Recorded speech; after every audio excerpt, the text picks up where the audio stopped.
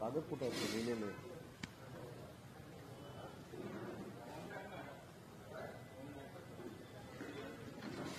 तुम्ही घेताय?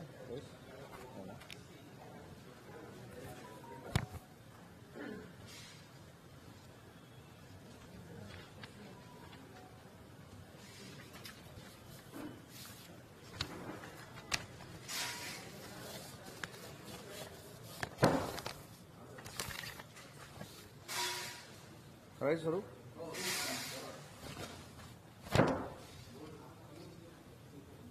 आज पत्रकार परिषद बोलवण्यामागची कारणं 1-2-3 होती. आपल्याला माहिती आहे की 3-4 दिवसापूर्वी मुंबईमध्ये जी होल्डिंग दुर्घटना झाली आणि त्याच्या दुसऱ्या दिवशीपासून उबाठाच्या काही नेत्यांनी नाशिकच्या एका प्रकरणामध्ये माननीय मुख्यमंत्र्यांच्यावर आरोप प्रत्यारोप आणि बदनामी करण्याचा प्रयत्न केला. याचं कारण काय होतं मी परवा देखील सांगितलं की होल्डिंगमध्ये अडकलेला जो भिंडे नावाचा कॉन्ट्रॅक्टर आहे यानं त्यावेळी मुलुंड भागातनं अपक्ष म्हणून उमेदवारी लढवलेली होती. त्यावेळेच्या तत्कालीन महायुतीमध्ये मिठाचा खडा टाकण्याचा काही नेत्यांनी आताच्या उबाटाच्या नेत्यांनी प्रयत्न केलेला होता आणि त्याच्यामध्ये त्याने जे अॅफिडेव्हिट केलेलं होतं त्या अॅफिडेव्हिटमध्ये त्यानं स्पष्ट असं म्हटलेलं आहे की माझ्यावर अनधिकृत होल्डिंग उभे करण्याचे 21 गुन्हे दाखल आहेत आणि म्हणून मला असं वाटतं की हा जो भिंडे नावाचा माणूस आहे हा भिंडे नावाचा माणूस ज्यांच्या संपर्कामध्ये होता आणि त्याची चौकशी झाल्यानंतर अनेक गोष्टी पुढे येऊ शकतात यासाठी दुसऱ्या दिवशी प्रेस कॉन्फरन्स झाली आणि प्रेस कॉन्फरन्समध्ये नाशिकच्या एका जमिनीच्या टीडीआरच्या संदर्भामध्ये आणि भूसंपादनाच्या बाबतीमध्ये उबाठाच्या नेत्यांनी आरोप प्रत्यारोप केले. आज माझ्याकडे ते सगळे कागद या ठिकाणी आहेत आणि उबाठाच्या नेत्यांचं मला मनापासून एक कौतुक केलं पाहिजे की कशा पद्धतीनं खोटं बोललं जातं आणि ते लोकांमध्ये बिंबवलं जातं हे त्यांच्याकडनं शिकलं पाहिजे. आपल्याला माहित असेल की हे जे भूसंपादनाचा जो विषय आहे या विषयामध्ये खैरनार नावाची एक फॅमिली होती खैरनार आणि खैरनार नावाच्या फॅमिलीमध्ये त्यांचे जे वडील होते त्यांच्या मृत्यूपत्रामध्ये अचानक खैरनारांबरोबर वसंत गीते नावाचं एक नाव आलं. आता हे वसंत गीते कोण आहेत तर ज्यांनी पत्रकार परिषद घेतली त्यांचे राईट हँड उजवा हात आणि त्या मृत्यूपत्रामध्ये त्यांचं नुसतं नाव आलं नाही तर माझ्याकडे त्यांना मिळालेला धनादेश जो आहे त्याची झेरॉक्स देखील आहे. या वसंत गीतेंना 1,66,00,000 धनादेश हा त्या प्रकरणात भूसंपादनाचा मोबदला म्हणून मिळालेला आहे. आता खैरनार फॅमिलीमध्ये वसंत गीते कसे आले याची चौकशी झाली पाहिजे या मताचा मी आहे. वसंत गीते हे कोण आहेत, ते कोणाबरोबर काम करतात, कुठच्या पक्षाचे नेते आहेत, कोणाच्या सगळ्या व्यवहारामध्ये ते असतात, कोणाचे व्यवहार ते बघतात ह्याची देखील सविस्तर चौकशी झाली पाहिजे. परंतु ज्यांनी पत्रकार परिषद घेतली त्यांना फक्त माननीय एकनाथ शिंदे साहेबांवर आरोप प्रत्यारोप करायचे होते कागद न बघता. त्यांनी घेतलेलं जे ब्रीफिंग होतं ते कदाचित चुकीचं होतं आणि त्या चुकीच्या ब्रीफिंगमुळे वसंत गीतेंचं नाव त्याच्यामधनं आता पुढे येतंय. तर या पत्रकार परिषदेत माझा प्रश्न असा आहे की वसंत गीते हे नक्की कुठच्या पक्षाचे आहेत, ते कोणाबरोबर असतात आणि या संपूर्ण प्रकरणाची पूर्ण चौकशी झाली पाहिजे. त्याच्यामध्ये कोण कोण आहेत ते हे महाराष्ट्राच्या समोर आलं पाहिजे. नक्की हा भूसंपादन घोटाळा जो आता काढलेलाच आहे काही लोकांनी तो नक्की कोणी केलाय हे देखील महाराष्ट्राच्या समोर आलं पाहिजे. आणि सगळ्यात महत्वाची गोष्ट की जे पत्रकार परिषद घेत आहेत त्यांच्याच माणसाला 1,66,00,000 रुपयाचा भूसंपादनाचा मोबदला मिळालेला आहे. त्याच्यामुळे भ्रष्टाचार कुणी केलाय हे या एका धनादेशावरनं आपल्याला कळू शकतं. दुसरे काही कागदपत्र आहेत ते देखील मी आपल्याकडे देतो. खरेदी खत आहे. खरेदी खतामध्ये खैरनारांबरोबर वसंत गीतेंचं नाव कसं आलं ते देखील आलेलं आहे. आता खैरनार फॅमिली आणि गीते फॅमिली याचा कसा संबंध येऊ शकतो आणि मृत्यूपत्रामध्ये गीते कसे जाऊ शकतात हे देखील महाराष्ट्राला कळलं पाहिजे. त्याच्यामुळे सांगितलेला मुद्दा बरोबर आहे, पण तो दुसऱ्या नेत्याच्या माथ्यावर मारण्याचा प्रयत्न झाला. केलेला भ्रष्टाचार दुसऱ्याच्या माथ्यावर मारण्याचा प्रयत्न जो होतोय त्याची चौकशी झाली पाहिजे. वसंत गीतेंची नक्की प्रॉपर्टी किती आहे, त्या प्रॉपर्टीमध्ये हिस्सेदार कोण कोण आहेत, त्याच्या मागचा अदृश्य हात कोण आहे हे देखील महाराष्ट्राच्या जनतेला कळलं पाहिजे. आणि एक चांगलं झालं की एकनाथ शिंदे साहेबांच्या बदनामीच्या कटकारस्थानामुळे एक फार मोठं भ्रष्टाचाराचं प्रकरण स्वतःहून उभाटाच्या नेत्यांनी महाराष्ट्रासमोर आणून दिलं. त्याच्यामध्ये तेच इन्व्हॉल्ड आहेत हे देखील मला आजच्या या पत्रकार परिषदेमधनं विशेषतः सांगितलं पाहिजे. आणि दुसरी महत्वाची जी गोष्ट आहे ती 20 तारखेला जी आता निवडणूक आहे, मतदान आहे, त्याच्यामध्ये मला असं वाटतं की पियुष गोयल साहेब उमेदवार आहेत, उज्ज्वल निकमजी आहेत, मिहीर कोटेचा आहेत, यामिनी जाधव आहेत, राहुल शेवाळे आहेत, रवींद्र वायकर आहेत, नाशिकमधनं हेमंत गोडसे आहेत, नाशिक ग्रामीणमधनं भारतीताई पवार आहेत, पालघरमधनं डॉक्टर सावरा, त्याच्यानंतर भिवंडीमधनं कपिल पाटील, कल्याणमधनं डॉक्टर श्रीकांत शिंदे, ठाण्यामधनं नरेश म्हस्के आणि धुळ्यामधनं सुभाष भामरे हे महायुतीचे 13 उमेदवार या ठिकाणी निवडणूक लढत आहेत. मागच्याच मतदानाची पुनरावृत्ती होईल, मागच्याच निकालाची पुनरावृत्ती होईल आणि 13च्या 13 जागा या महायुतीच्या निवडून येतील. हा मला पूर्ण महाराष्ट्रातला आढावा घेतल्यानंतर महायुतीचा एक कार्यकर्ता म्हणून पूर्ण खात्री आहे. पण त्याच्यामध्ये देखील एक महत्वाची गोष्ट अशी आहे की मुंबईचे जे उमेदवार आहेत, मुंबईच्या पट्ट्यातले उमेदवार उज्ज्वलजी निकम, त्यांच्या संदर्भामध्ये जो आरोप केलेला आहे त्याचा विचार देखील मुंबईकरांनी करणं गरजेचं आहे. त्याच्यामध्ये असं म्हटलेलं आहे की कसाबचं समर्थन करण्याचा प्रयत्न काही लोकांनी केलेला आहे आणि समर्थन करण्यापेक्षा अजमल कसाबचं उदात्तीकरण करण्याचं काम या काँग्रेसच्या नेत्यांनी केलेलं आहे. त्या काँग्रेसच्या नेत्यांच्या मांडीला मांडी लावून आता उभाठा बसलेली आहे. आणि कसाब किती चांगला होता, ज्यानं आपल्या देशावर हल्ला केला, ज्यानं मुंबईवर हल्ला केला, शेकडो निरपराध त्याच्यामध्ये मारले गेले, त्या कसाबनं मारले.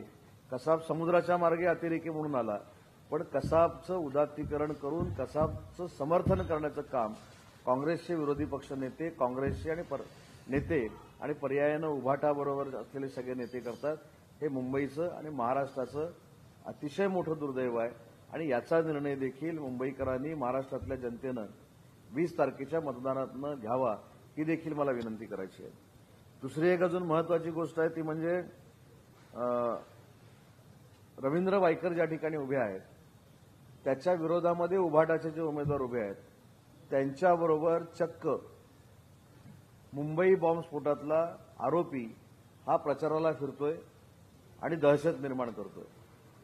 इकडे फार मोठ्या गोष्टी करायच्या, इकडे गद्दारीच्या गोष्टी करायच्या, इकडे खोक्याच्या गोष्टी करायच्या आणि ज्या लोकांनी देशाबरोबर गद्दारी केली, ज्या लोकांनी देशाबरोबर गद्दारी करत या मुंबईमध्ये बॉम्बस्फोट केले, त्या माणसाला घेऊन प्रचाराला स्वतःच्या मतदारसंघामध्ये फिरायचं म्हणजे ही नक्की कोणाशी गद्दारी आहे, ही देशाबरोबर गद्दारी आहे हे देखील मतदारांनी समजून घेतलं पाहिजे. आणि तिसरी महत्वाची जी गोष्ट आहे ती म्हणजे मी परवा देखील सांगितलं की एकनाथ शिंदे साहेबांच्या नेतृत्वाखाली, देवेंद्रजींच्या नेतृत्वाखाली, अजितदादांच्या नेतृत्वाखाली महायुतीचे जे सरकार आहे त्यांना कुठेही जाती धर्माची अलर्जी नाही किंवा धर्माधर्माच्या भिंती उभं करण्याचा प्रयत्न आमच्याकडनं 2 वर्षामध्ये झाला नाही. परंतु या परिसरामध्ये, ज्या परिसरामध्ये ही प्रेस कॉन्फरन्स आहे त्याच परिसरामध्ये एक जी रॅली निघाली, त्या रॅलीमध्ये उबाठाच्या उमेदवारांचं स्वागत ज्या झेंड्यानं केलं गेलं आणि ज्या घोषणा दिल्या गेल्या ह्या मुंबईसाठी, महाराष्ट्रासाठी भूषणावा आहेत का याचा विचार देखील उबाटानं करणं गरजेचं आहे. आणि म्हणून मी असं म्हटलं होतं की माननीय शरद पवार साहेब जरी असं म्हणाले असले की या निवडणुकीनंतर काही छोट्या छोट्या पक्षांना काँग्रेसमध्ये विलीन करावं लागेल, तर तसं विलीन करण्याची उबाठाला काही आवश्यकता नाही. ऑलरेडी उबाठाची काँग्रेस झालेली आहे. उबाठाही राहुल गांधींच्या नेतृत्वाखाली काम करते, महाराष्ट्रामध्ये नाना पटोलेंच्या नेतृत्वाखाली काम करते. त्याच्यामुळे त्यांना विलिनीकरण करण्याची काही आवश्यकता नाही. ऑलरेडी ज्या पक्षाचा काँग्रेस झालाय. पण दुर्दैवानं वंदनीय हिंदुहृदय सम्राट बाळासाहेबांच्या फोटोखाली हाताची निशाणी टाकून काही लोक मतं मागतायत, हे दुर्दैव आहे. आणि सगळ्यात मुंबईचा ऐतिहासिक क्षण 20 तारखेला असा येणार आहे की जे वंदनीय हिंदुहृदय सम्राट बाळासाहेबांचे रक्ताचे वारस आहेत ते हात निशाणीवर मतदान करणार आहेत. ज्या वंदनीय बाळासाहेबांनी सांगितलं की काँग्रेसबरोबर जायची वेळ जर आली तर मी माझी शिवसेना बंद करेन पण काँग्रेसला गाडून टाकेन, त्या काँग्रेसबरोबर मतदान करण्याची वेळ काही लोकांवर आलेली आहे. त्याचा खुलासा देखील काही लोकांनी केला पाहिजे. आणि ही खऱ्या अर्थानं बाळासाहेबांच्या विचाराची गद्दारी आहे. आणि म्हणून मला मुंबईकरांना आणि विशेषतः महाराष्ट्रातल्या जनतेला विनंती करायची आहे की कोण गद्दार आहेत, कुणी भूसंपादनाचा घोटाळा केलेला आहे, वसंत गीते कोण आहेत, वायकरांच्या समोर उभा असलेल्या उभाटाच्या प्रचाराला बॉम्बस्फोटमधला जो आरोपी फिरतोय त्याचा खुलासा देखील केला पाहिजे. दादरमध्ये जी रॅली झाली त्याचं स्वागत कुठच्या पक्षाच्या झेंड्यापेक्षा कुठच्या देशाच्या झेंड्यानं केलं हे देखील लोकांना कळलं पाहिजे.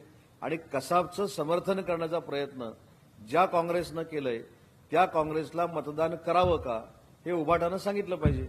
आणि त्याच्यासाठी आजच्या या पत्रकार परिषदेचं नियोजन मी केलेलं होतं.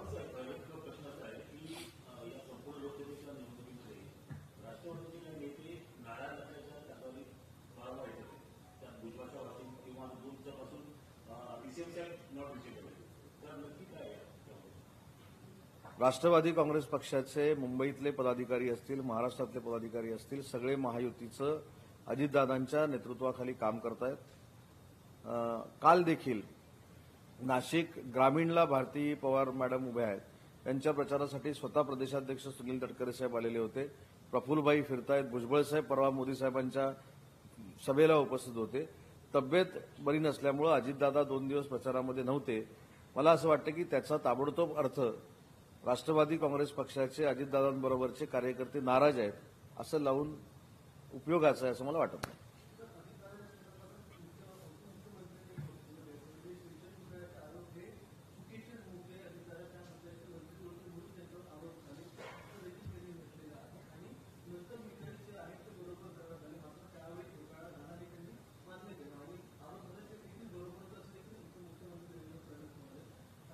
देवेंद्रजी काय म्हणालेत हे मी स्वतः ऐकलेलं नाही किंवा त्याच्यामधली माहिती मला नाही.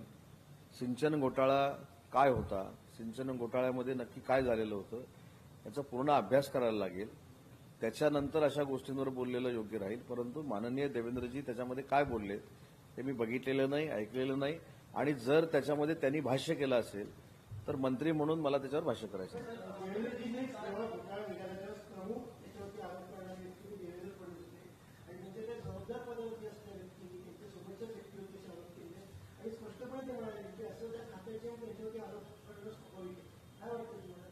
नाही, देवेंद्रजी काय बोलले हेच मला माहिती नाहीये.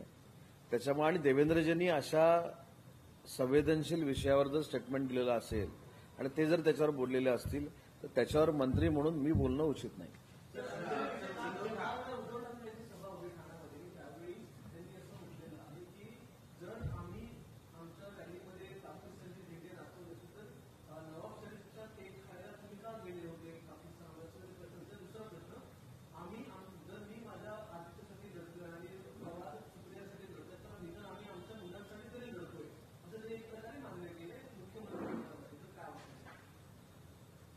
म्हणजे निदान 5व्या टप्प्याच्या अगोदर स्वतःची इच्छा काय होती ही त्यांनी प्रगट केलेली आहे. त्याच्यामुळं माननीय एकनाथ शिंदे साहेबांसारखा सर्वसामान्य शिवसैनिक मुख्यमंत्री होणं हे त्यांच्या दृष्टीनं योग्यच नाहीये.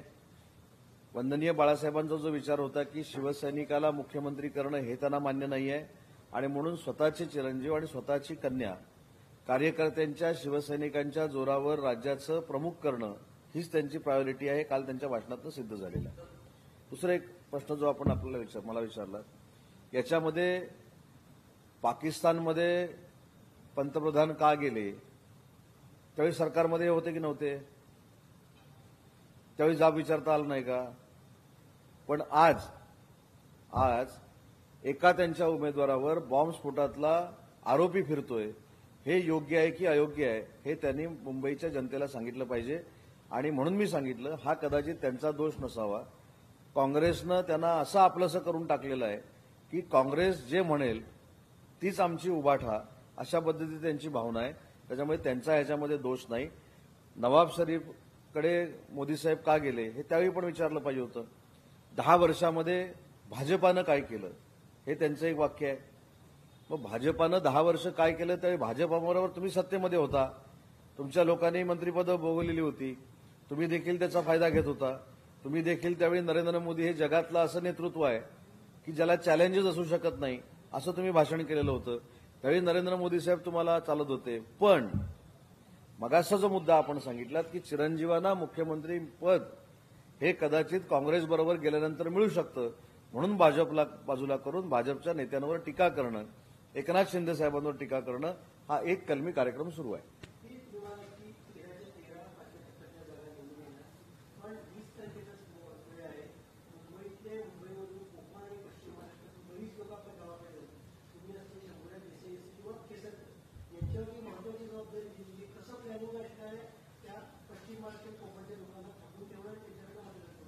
मुंबईच्या 6 मतदारसंघामध्ये मी स्वतः रॅलीमध्ये सहभागी होतो, प्रचारामध्ये सहभागी आहे, पदाधिकाऱ्यांशी मी चर्चा करतोय, कोकणी लोकांना भेटतोय.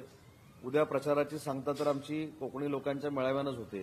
त्याच्यामुळं कोकणी जनतेनं देखील, रत्नागिरी सिंधुदुर्ग असेल किंवा रायगड असेल, इथल्या जनतेनं देखील हे निश्चित केलेलं आहे की मुंबईकरांना जीवघेणा बॉम्बस्फोटामध्ये अडकवणाऱ्या लोकांना घेऊन जर उबाठा प्रचार करत असेल तर आम्ही देशप्रेमी जनता आहोत.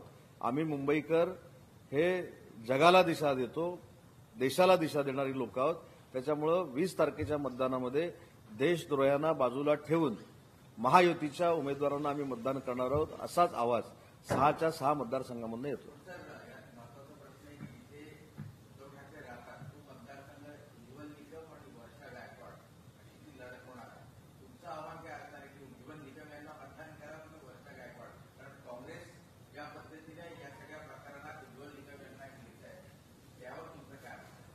मला आठवतं की उज्ज्वल निकम साहेब ज्यावेळी अजमल कसाबचे सरकारी वकील म्हणून काम करत होते आणि ज्यावेळी पहिली अजमल कसाबची त्याला आपण काय म्हणू शकतो उलट तपासणी ज्यावेळी घेतली, त्यावेळी आपल्याला देखील माहिती आहे की त्यांना कुठून कुठून धमक्या आल्या आणि त्याच्यानंतर त्यांच्या संरक्षणामध्ये वाढ झाली. त्यावेळी तत्कालीन गृहमंत्री आर पाटील साहेब राज्याचं पद सांभाळत होते आणि मला त्यावेळची देखील एक आठवण आहे की उज्ज्वल निकम साहेबांनी ज्या पद्धतीनं देशद्रोह्यांना आणि अतिरेक्यांना फाशी देण्यापर्यंत नेलं, हे फार मोठं काम हे उज्ज्वल निकम साहेबांच्या माध्यमातून झालेलं आहे.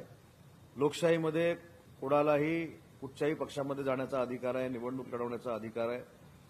त्यांनी भाजपामधनं उमेदवारी घेतली आणि ती पण त्या परिसरातली घेतली, म्हणून काही लोकांना पोटसूळ उठलेला आहे. म्हणूनच मी म्हटलं की मी वर्षाताईंवर आरोप प्रत्यारोप करणार नाही, त्या महिला भगिनी आहेत, त्यांनी काँग्रेसची उमेदवारी घेतली आहे. पण माझा मुद्दा असा आहे की कसाबला फासावर चढवणाऱ्या उज्ज्वल निकमांना मतदान करायचं आहे की कसाब हा चांगला होता याचं उदात्तीकरण करणाऱ्या काँग्रेसला मतदान करायचं आहे, ही ठरवणारी 20 तारखेची निवडणूक आहे. आणि यांनी जी काही कौतुकं केलेली आहेत प्रचारामध्ये कसाबचं समर्थन करून 100% मुंबईकर हे सहन करणार नाहीत.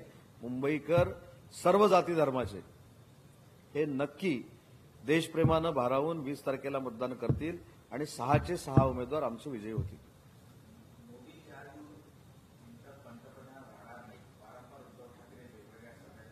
होणार कोण? उत्तरच नाही. नरेंद्र मोदी साहेब पंतप्रधान होणार नाहीत, मग होणार कोण? हे होणार की सकाळी जे प्रेस कॉन्फरन्स घेतात ते होणार, की फिटनेससाठी चालतात ते राहुल गांधी होणार, की पराभवाला सामोरे जाणारे खरगे साहेब होणार, की ज्यांचा पराभव होणार आहे ते काँग्रेसचे नेते होणार. नक्की होणार कोण? ज्यांच्याकडे पंतप्रधान पदाचं नावच नाही, त्यांनी फक्त टीकेसाठी स्वतःच्या कार्यकर्त्यांना मॉरल सपोर्ट देण्यासाठी नरेंद्र मोदी साहेब पंतप्रधान होणार नाहीत हे सांगणं फार सोपं आहे. मध्ये होणार कोणते तरी सांगा.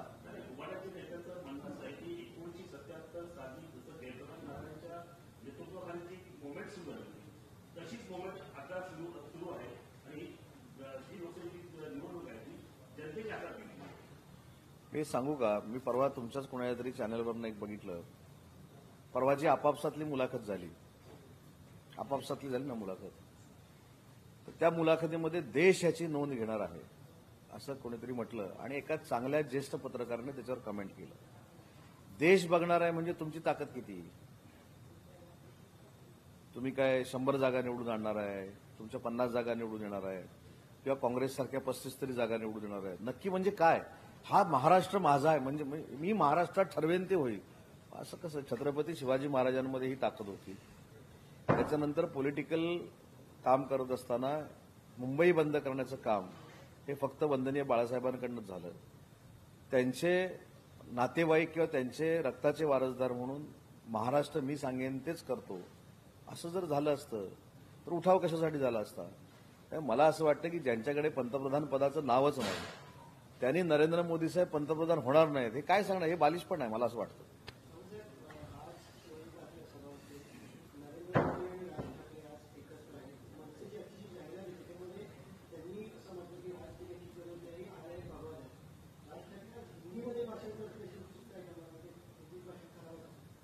मी भेटलेलो नाही त्यांना, राजसाहेबांना. अजून ते हिंदीत करणार आहेत की मराठीत करणार मला माहीत नाही. शेवटी त्यांचा तो अधिकार आहे. पण एक महत्वाची गोष्ट ह्याच्यामध्ये सांगतो की आजची सभा देखील ऐतिहासिक होणार आहे आणि आजच्या सभेमध्ये मुंबईकर बाहेर पडणार आहेत. परवा जे काही टीका टिप्पणी झाली मोदी साहेबांच्या रोड शोवर, मी स्वतः बघितलाय तो रोड शो. कार्यकर्ते होतेच, बीजेपी, शिवसेना, राष्ट्रवादी, मनसेचे आणि आमच्या मित्रपक्षाचे कार्यकर्ते होते. पण त्या 3 किलोमीटरमध्ये म्हणजे बालमित्रांसह तरुण, तरुणी, वयस्क ज्या पद्धतीनं उत्स्फूर्त आलेले होते तिथंच फायनल झालेलं आहे की सगळ्याच्या सगळ्या MMR रिजनमधल्या ज्या जागा आहेत त्या महायुती जिंकणार आहे.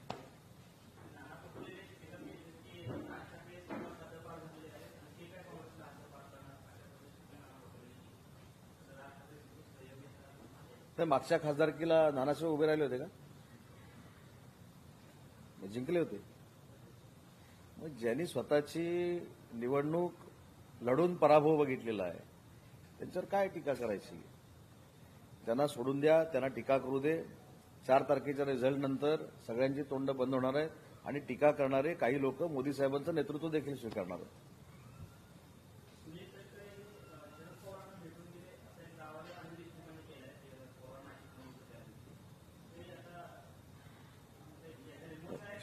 शेवटी हा राष्ट्रवादी काँग्रेस पक्षाच्या प्रदेशाध्यक्षांनी करण्याचा खुलासा आहे असं मला वाटतं. तटकरे साहेबांची ज्यावेळी प्रेस कॉन्फरन्स असेल त्यावेळी तटकरे साहेबांना प्रश्न विचारा, मला तर काही वाटत नाही. आणि दुसरं एक सांगतो की राजकारणामध्ये उद्या जर ह्या ठिकाणी पवारसाहेब आलेले आहेत आणि माझ्यासारखा कार्यकर्ता इथं प्रेस कॉन्फरन्स घेतोय तर राजकीय एथिक्स काहीतरी आहेत. तर त्याच्यामध्ये जाताना मी पवारसाहेबांना जर भेटून गेलो तर मी काय पवारसाहेबांच्या पक्षात गेलो नाही किंवा पवारसाहेबांनी मला निमंत्रण दिलं नाही. पण काही लोकांनी राजकीय संस्कार देखील काही लोक विसरलेले आहेत. वैयक्तिक पातळीवर येऊन भारत पाकिस्तान असल्यासारखं सगळं चालू आहे. त्याच्यामुळे या सगळ्यांना धडा 20 तारखेला मुंबईकर महाराष्ट्रातली जनता शिकवेल आणि 13च्या 13 जागा या महायुतीच्या निवडून येतील.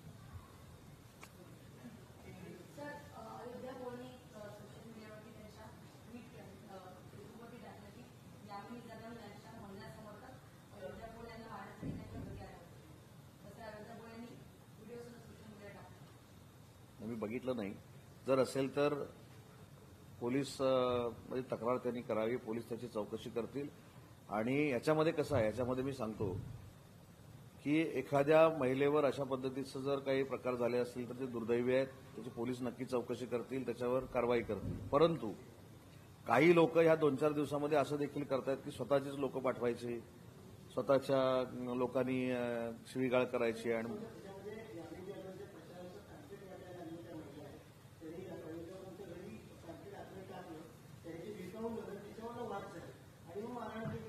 मला काय वाटतं की या संदर्भामध्ये न्याय मागणारी संस्था ही प्रत्येक ठिकाणी आहे. त्या ठिकाणी त्यांनी जावं, त्याची चौकशी होईल. जर तसं केलं असेल तर कारवाई होईल.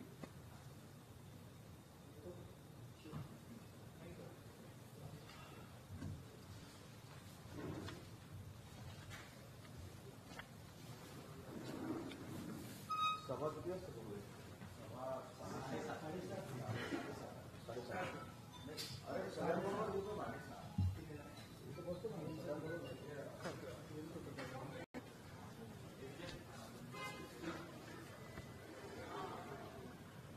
कागद कुठे आहेत लिहिलेले?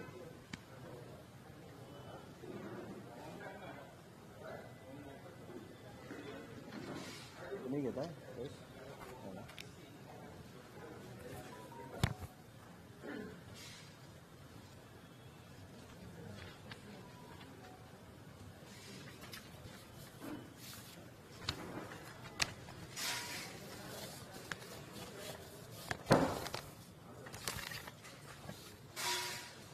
करायचं स्वरूप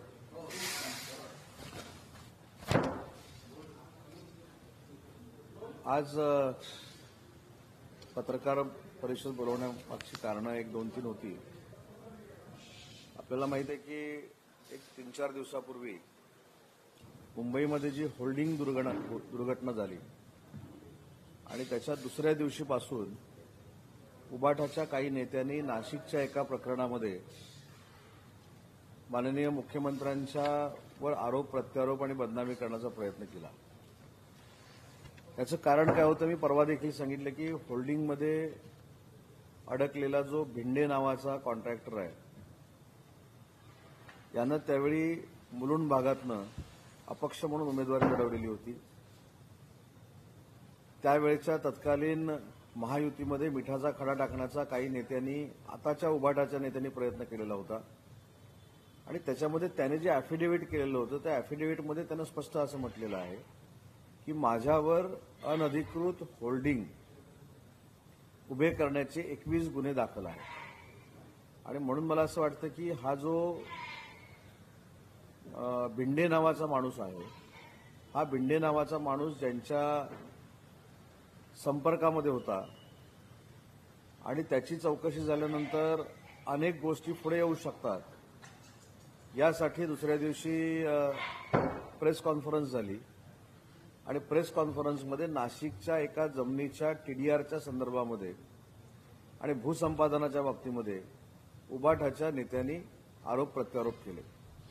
आज माझ्याकडे ते सगळे कागद या ठिकाणी आहेत आणि उबाठाच्या नेत्यांचं मला मनापासून एक कौतुक केलं पाहिजे की कशा पद्धतीनं खोटं बोललं जातं आणि ते लोकांमध्ये बिंबवलं जातं हे त्यांच्याकडनं शिकलं पाहिजे.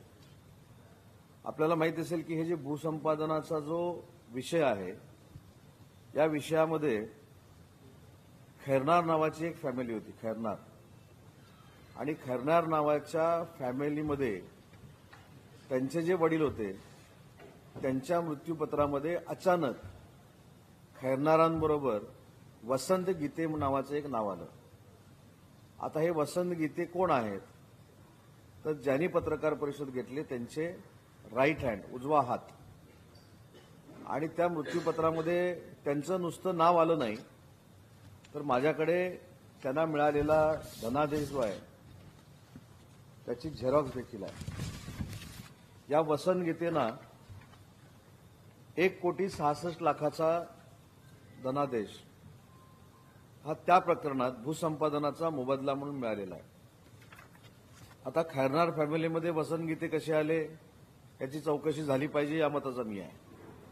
वसंत गीते हे कोण आहेत, ते कोणाबरोबर काम करतात, कुठच्या पक्षाचे नेते आहेत, कोणाच्या सगळ्या व्यवहारामध्ये ते असतात, कोणाचे व्यवहार ते बघतात ह्याची देखील सविस्तर चौकशी झाली पाहिजे.